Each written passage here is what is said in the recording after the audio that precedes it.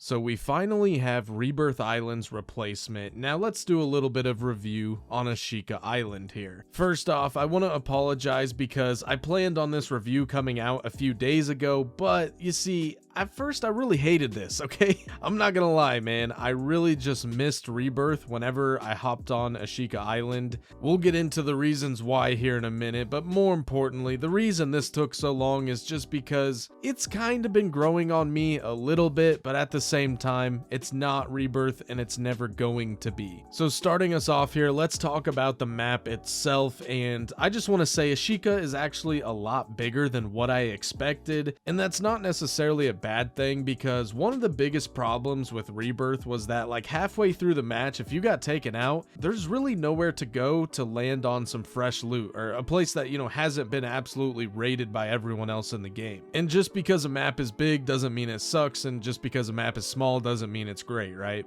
What makes a map good or bad is the actual flow of that map, and Ashika, you know, it's not horrible. Like, I'm not gonna say it is the worst flow I've ever experienced. What was that one? Like, this map here, okay? I can't think of the name of it. It was like Gold Rush or some horrible map, right? No one played this, no one liked it. Infinity Ward really dropped this map on us, and everyone played it like once or twice and is like, yeah, we just want Rebirth Island back. That'd be great. I don't know, man. Maybe it's just me. If you look at Ashika from the top, you know, it's almost like a triangle, which was kind of like how Piccadilly played in Modern Warfare 2019. Anyways, flow of the map is not great. Could definitely use some work there. But also, like, one thing I really enjoyed about the old island was there was always a POI that I just absolutely always landed. Like, for me, it was top prison, the farthest side, or the closest side to the water tower, I'll put it that way. Here on Ashika, though, I've yet to really find somewhere that I thoroughly enjoy landing, you know, somewhere where I can get enough loot,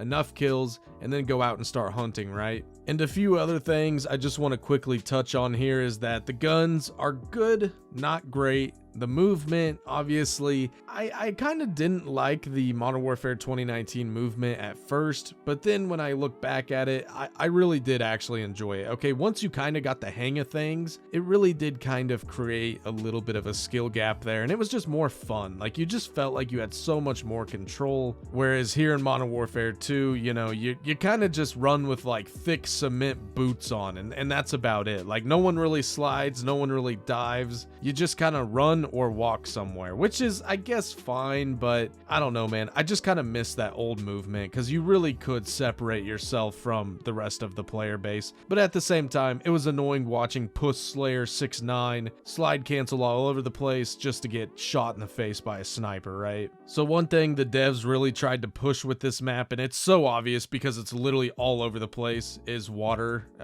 You know, gunfights in the water. I'll put it, I was gonna say water gunfights, but that doesn't sound right, okay?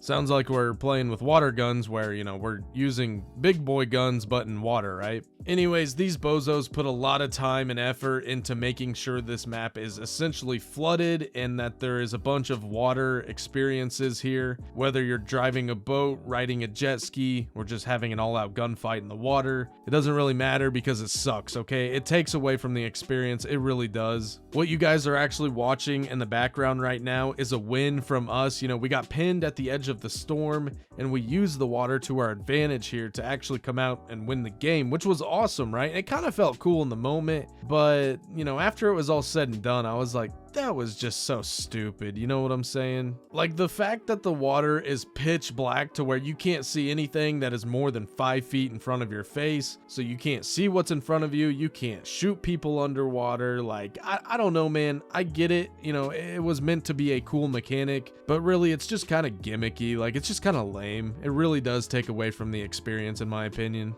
Now, as for the rest of the game, you know, I'm talking about the looting, the plating, armor system, everything like that, right? It's good, but not great. Again, that's kind of the whole theme with Ashika Island here. Like, it could be a lot better than what it currently is. Don't get me wrong, still much better than the original release of Warzone 2, but they definitely still have a very long way to go. The whole backpack system, again, cheesy, don't like it. Like, I just wish they would make things a little bit simpler. The looting system, I thought things were going to, like, levitate off the ground so we could really see what we're picking up, but I have a hard time looting in this game because I can't really like distinguish what the icons are, you know? I absolutely hate the idea that you can only hold 3 plates at a time and then it starts filling up the backpack. Like, again, just make an armor satchel like we used to have. It was so much easier and simpler. You could carry up to 8 plates. It was great, right? You could go multiple gunfights without having to go and buy more plates or look for them on the ground. But now, like,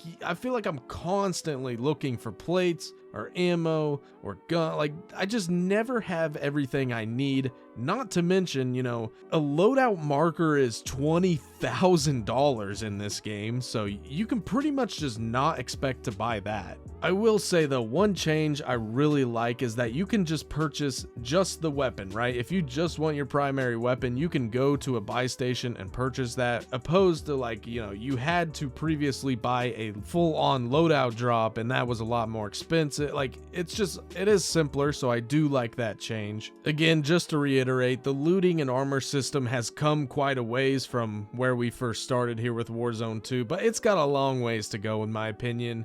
I get that they're trying to be innovative and, you know, change up the gameplay a little bit, but it just doesn't work. Like, I applaud the effort, but the effort sucks, and I'd just rather have things be how they were originally. Kind of like that one saying, if it's not broke, don't fix it. You know, they're trying to reinvent the wheel here, and they're just making a very, very bad wheel each time. Essentially, we went from a square to a triangle. Great, right? You know, we've improved a little bit, but let's get to the circle wheel, you know, that would be nice. Now, as far as everything else in the game itself, I'm talking sound effects, animations, you know, just all that stuff that makes the game the game. I don't know, man. I just feel like we've really regressed from Warzone 1. In fact, I think we've taken 3 or 4 steps backwards here. If this was the original Warzone, and then we got Warzone 1 after this, I would probably think that this is a great game. However, the fact that we're getting it backwards, I just feel like, I don't know, I'm probably not even making sense anymore. I just feel like we've taken a long step backwards, and I really just hate to see that for the only game mode these people care about. And also, I understand, you know, they can only innovate so much, otherwise it just becomes an entirely separate game. And also, Warzone, you know, it's kind of run its course, right? Like, it was super popular, now it's just slowly died off. We got that little blip of popularity there when it first released, and now it's just kind of slowly bleeding out again. But that doesn't change the fact that I have yet to really see a bunch of streamers playing this. In fact, I don't see anyone playing Warzone 2 nowadays. Even guys like Tim the Tatman, Nick Mercs, all those guys, they're on other games, which normally not a huge deal, but you know, the season like just released like last week, and people are already kind of like not bored, and they don't hate it, but it's just not good. You know, it's not entertaining, it's just not fun anymore. So overall, I would rate Ashika Island like a 6.5, maybe a 7 out of 10. You know, again, not bad, but not good. I hope it'll get better with time, which I do believe will happen. I really do think, you know, they will improve on this over time. But as it sits currently, I just don't ever think it's going to be the original Warzone. And you know, the other day someone actually made a really good point. And I'm definitely guilty of this as well. But a lot of times I like to glorify the older days of Call of Duty. You know, the golden age, as they say, Modern Warfare 2, Modern Warfare 3, Black Ops 2, right? Like, during that time frame, everything was just hitting. Call of Duty couldn't